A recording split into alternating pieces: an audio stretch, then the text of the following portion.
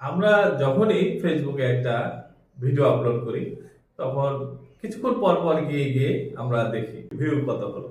So এই view গুলো আবার ফেসবুক কিন্তু আমাদেরকে দেখায় যে 1K 2K 3K এইভাবে দেখায়। তো প্রথম দিকে এটা অনেকেরই বুঝতে সমস্যা হয়, বা আমারও প্রথম দিকে সমস্যা হতো যে আসলে এই কে মানেটা কি। আমরা কিন্তু বুঝি না যে কে দিয়ে আসলে কি বোঝাচ্ছে। আপনি যদি একটু গুগল করেন তাহলে দেখতে পাবেন যে কে মানে হচ্ছে কিলো। এটি মূলত একটি গ্রিক শব্দ।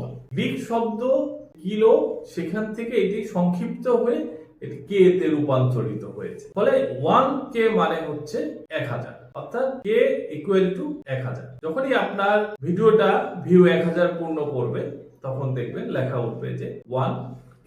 বাংলাদেশে আসলে আমরা যখন কোনো পণ্য কিনতে যাই আমরা তখন এটাকে কিলোগ্রামে কিনি। তো ওই কিলো এবং এই কিলো আসলে কিন্তু এক না। এটি মূলত আর একটু পিছনের দিকে যদি আমরা ইতিহাস দেখি তাহলে এটি গ্রিক শব্দ কিলিও থেকে এটি এসছে।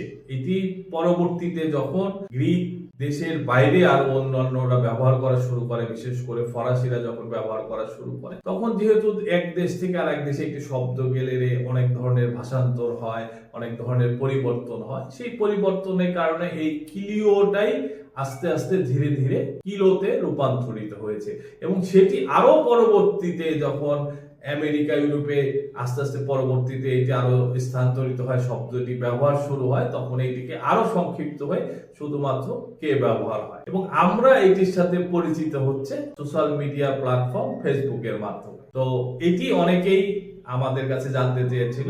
সবাইকে ধন্যবাদ সাথে থাকার জন্য, পাশে থাকার জন্য। আশা করি ভিডিওটি ভালো লাগবে।